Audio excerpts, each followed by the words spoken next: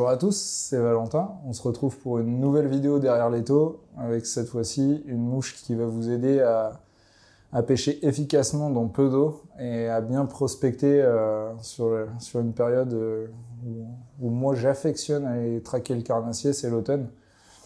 Là on est sur un streamer façon bulkhead.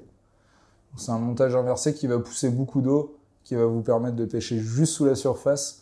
Donc ça va être pour faire un peu un power fishing, pêcher très rapidement les bordures au mois de septembre, octobre, début novembre. C'est vraiment une mouche efficace, très simple à monter, et moi qui m'a permis de prendre quand même pas mal de brochets avec des attaques visuelles. Donc ça c'est ce qu'on aime tous, voir un gros remous et un brochet qui vient prendre ce genre de streamer. C'est une mouche que vous pouvez lancer facilement, qui est volumineuse mais très légère, qu'on peut utiliser avec une soie flottante, ou bien que moi je préfère l'utiliser avec une soie intermédiaire. Donc, je vais vous montrer comment monter un bulkhead. Pour commencer, un hameçon Throne River en 6-0. C'est un hameçon qui est fin de fer, avec un joli piquant, fin mais très fort de fer. C'est vraiment un hameçon que j'aime bien. Donc tout bêtement, comme d'habitude, on vient mettre son fil de montage, toujours le même. Pour les montages de streamer, 6-0 c'est vraiment top. Et comme d'habitude, vous ne me verrez pas trop changer là-dessus, mais j'utilise toujours le Nano Silk de Semperfli, super résistant, qui casse pas quand on aura besoin de serrer très fort. Et là pour le coup, on va vraiment serrer fort du bucktail. Donc on va commencer. Là pareil, je suis resté sur des coloris classiques. Il y aura un petit dégradé de couleur, mais coloris classique.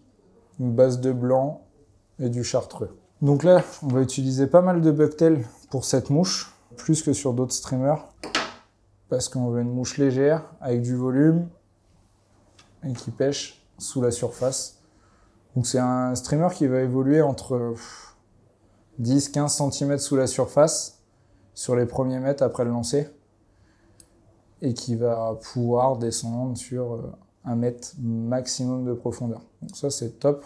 Même pour des pêches estivales, ça sera un streamer qui serait quand même plutôt pas mal et qui va permettre de prospecter les bordures rapidement. Alors là, par contre, on va avoir besoin de donner du volume, donc on vient serrer très fort pour écarter les fibres autour de la hampe.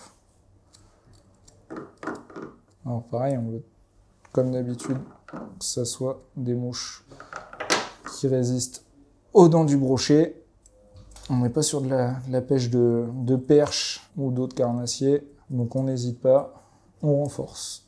Hop, on ne veut pas que les fibres glissent, une petite goutte. Alors c'est une mouche qui va présenter deux avantages. Donc on a parlé de la profondeur de nage, c'est super intéressant vu qu'on va utiliser principalement en fibre naturelle du bucktail. En fibre synthétique, je vais utiliser que du brillant. Je veux quelque chose de très léger et de très mobile.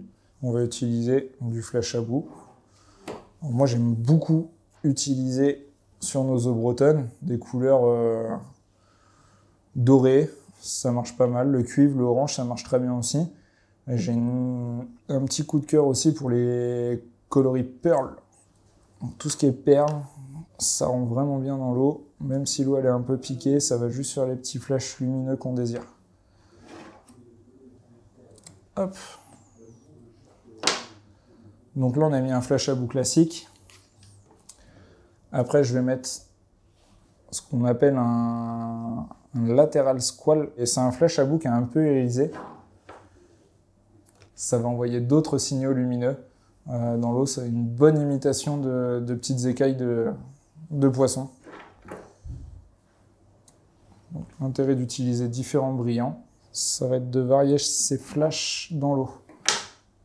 Là, on est sur une mouche qui est quand même conséquente. Une fois fini, on sera sur, pareil, une bonne vingtaine de centimètres, mais très léger. Hop. Et là, je vais venir l'utiliser. Alors, il faut vraiment pas en mettre beaucoup. Ça reste cohérent. Je vais prendre 2 mèches de lateral squall, mais larges. Hop. Et je vais en mettre une de chaque côté.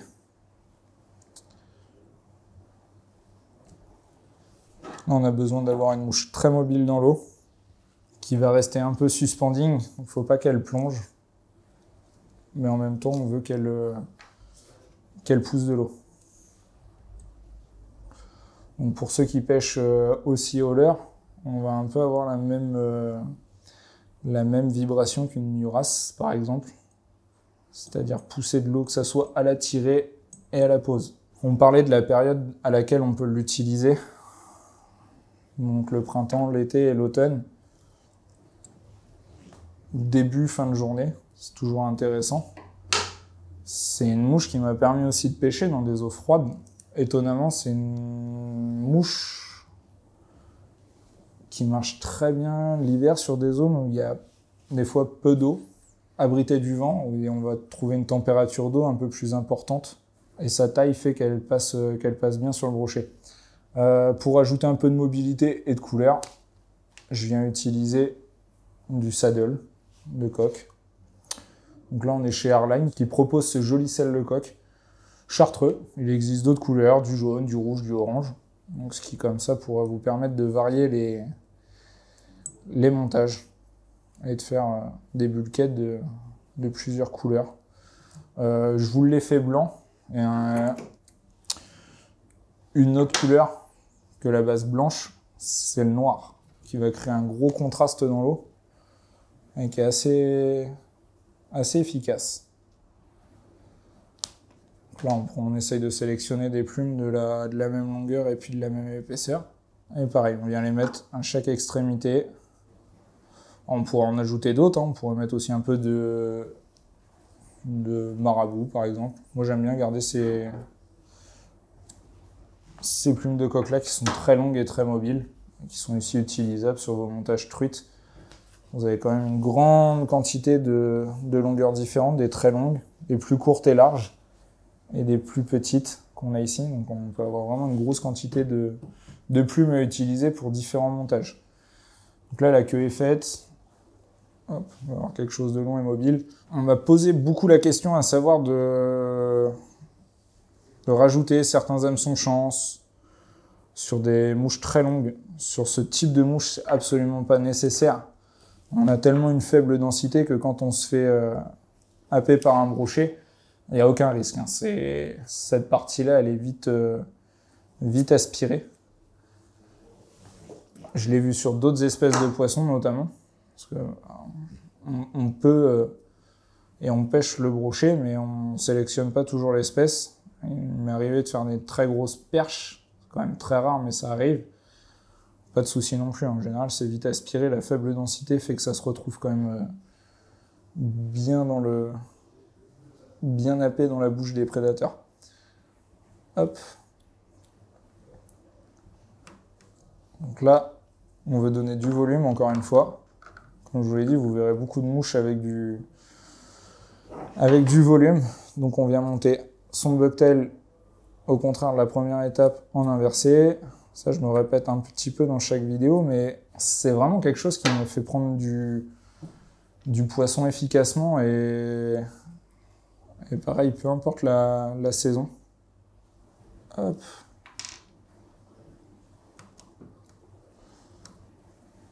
Petite technique pour bien positionner votre bucktail, ça va être de venir l'écraser avec les doigts. Ça, c'est vraiment efficace, ça aide à lui faire prendre la forme voulue. Bien sûr, faites attention à ne pas trop serrer avec votre fil de montage, soit parce que vous allez casser votre fil de montage, soit vous allez couper la fibre. Donc voilà, donc là on a la queue et là on s'attaque déjà à l'aile et au corps du streamer. Et là en fait ça va être une succession de la même étape. Je vais répéter ma queue, mais pour former le corps. Donc je reprends mon premier flash à bout perle, lisse. Hop. Petite étape pour lui donner un peu ce côté irrégulier. On vient superposer les couches. Alors, sous le fil de montage, c'est le genre de fibre plate, lisse, qui glisse un petit peu. Donc c'est pareil, moi j'ai tendance à mettre quand même une bonne quantité de fil de montage pour bloquer le tout. Et pas quand vous demandez des fois juste au montage replacer ces fibres, ça nous reste dans la main. C'est du gaspillage et c'est super chiant à replacer. Hop. Là, je viens écraser sur mon bucktail pour avoir quelque chose de bien réparti sur le dessus de la hampe. Ensuite, on reprend le latéral squal fin. Hop. Je prends une dizaine de fibres à chaque fois.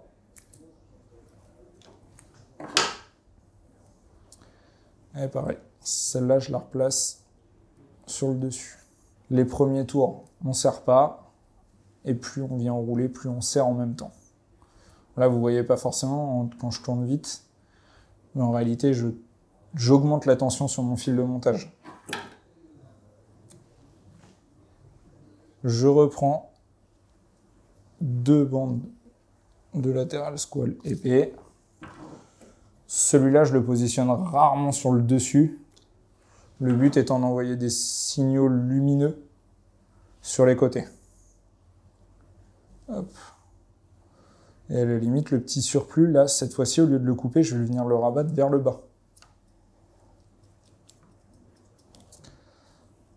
Tac. Donc, vous allez voir, c'est vraiment une mouche simple et une répétition d'étapes jusqu'à la tête.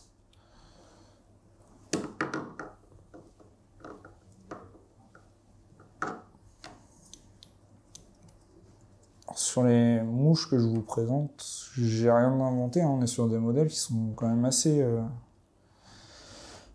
anciens, mais qui ont prouvé leur efficacité depuis très longtemps. Pas besoin des fois de complexifier les choses. Des fois, c'est les choses simples qui marchent le mieux. Hop, on reprend un peu de saddle. Là, je vais peut-être chercher des plumes un peu plus... peut-être un peu plus larges. Ces deux-là m'ont l'air pas trop mal. Hop. Et là, je vais peut-être moins les mettre justement sur le côté, mais légèrement sur le dessus. Pourquoi? Parce qu'avec le poids de l'eau, elles vont légèrement flotter plus hautes que les premières qu'on a mis pour la queue.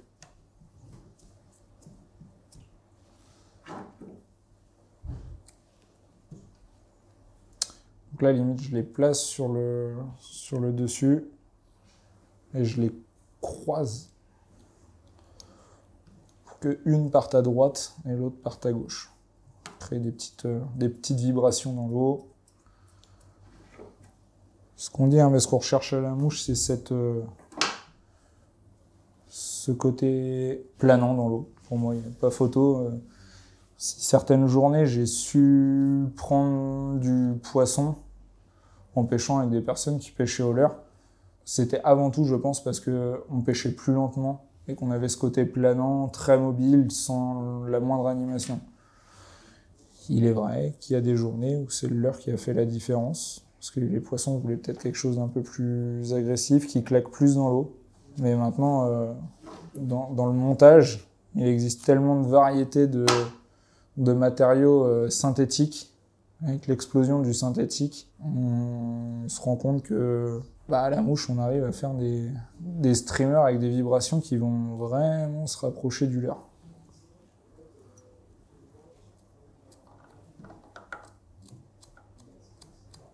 Là, j'aurais pu utiliser un fil de montage blanc pour masquer au mieux le fil de montage dans les fibres. Vous allez voir qu'avec la superposition des couches, mon fil noir il disparaît complètement. Il devient invisible. Qu'en réalité, la couleur du fil de montage sur ce genre de streamer, moi, elle m'importe peu. Ce serait juste un peu obsessionnel de vouloir travailler avec du blanc. Hop. Donc voilà. Donc là, on a commencé à bien former le corps. Je vais répéter, je pense, une dernière fois l'étape avant de passer à la tête.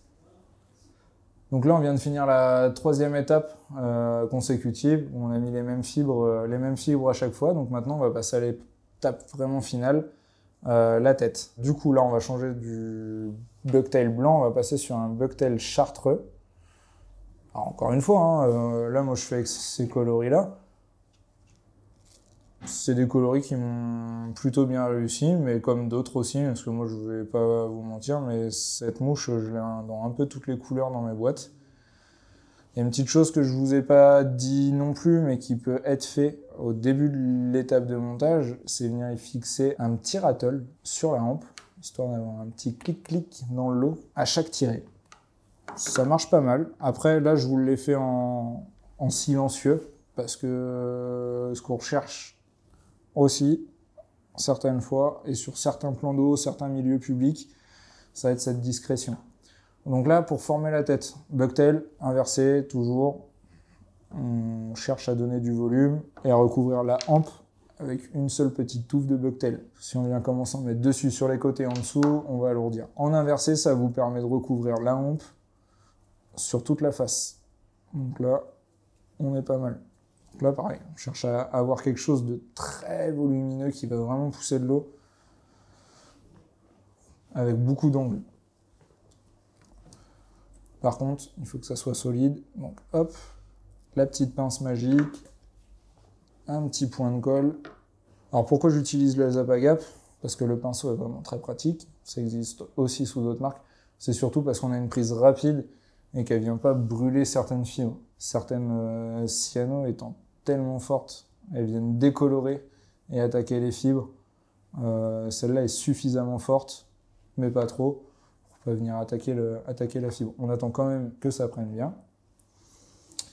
Et là, on va jouer un petit peu sur les couleurs en tête parce que c'est toujours rigolo d'avoir quelque chose de dégradé. C'est un peu plus fun. On va rester sur les mêmes teintes, mais là, je vais prendre un jaune fluo en bucktail. Et là, on va commencer à le positionner différemment. Pareil, toujours quand vous sélectionnez une mèche de bucktail, là, reculez-vous vers l'extrémité et tapotez comme ça. Vous allez enlever toutes les fibres courtes qui, au final, vous gênent plus qu'autre chose pendant le montage. Donc là, au lieu de le monter en inversé, on va le monter les parties fines de chaque extrémité des poils dans le sens classique. Sauf qu'on va vouloir avoir une grande partie devant le niveau de l'œillet. On répartit bien autour de l'arme de l'hameçon. On fait 2-3 tours lâches et on vient serrer très fort. Il se forme ce petit hérisson. On ouvre sa pince. Donc là, on voit qu'on a déjà quelque chose qui va pousser de l'eau. Tout bêtement, on reprend son petit bouchon et on vient rabattre vers l'arrière. Alors, c'est pas un Buford que je vous montre, c'est plus ce qu'on appelle un bulkhead, qui demande un peu moins de découpe et un peu moins de gaspillage qu'un Buford.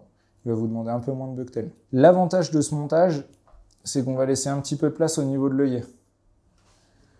Vous pouvez encore le modifier et encore customiser la mouche en venant ajouter un disque en mousse à l'avant.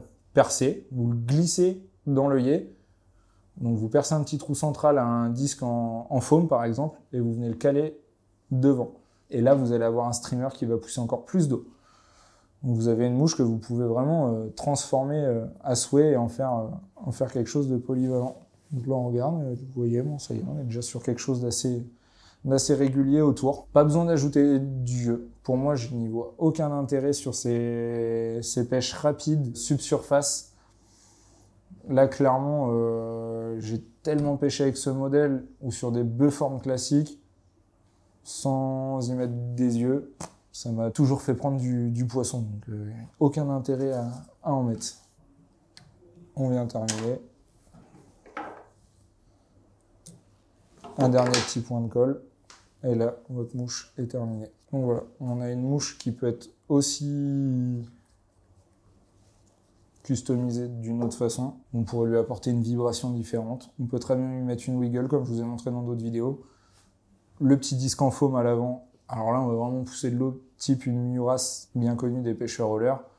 L'ajout d'un rattle, c'est vraiment une mouche simple, légère, auquel on peut ajouter ce genre de matériaux qui vont être un peu plus lourds, mais qui vont créer d'autres vibrations. Là, c'est le modèle basique qui va juste pousser de l'eau, mais qui est vraiment redoutable sur le brochet. Et comme je vous l'ai dit, à toute saison, la période où je l'utiliserai un peu moins, ça sera décembre-janvier, mais de l'ouverture jusqu'à novembre, il n'y a aucun problème.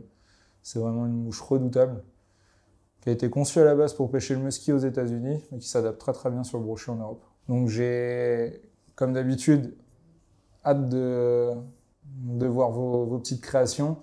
N'hésitez pas à nous envoyer des photos, à nous faire parvenir vos retours et vos résultats sur ce modèle. Et on se retrouve très vite pour une nouvelle vidéo derrière les taux. Salut!